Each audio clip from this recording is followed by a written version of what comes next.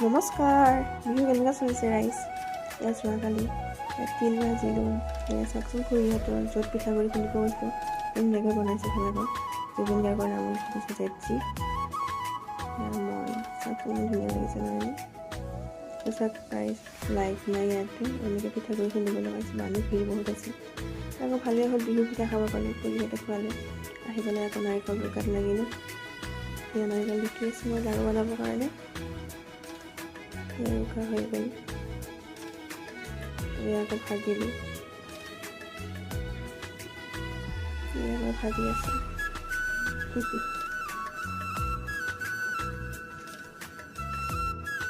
তাৰপিছত মায়ে মই লাড়ু বান্ধিলোঁ। লাড়ু বন্ধা হৈ গ'ল।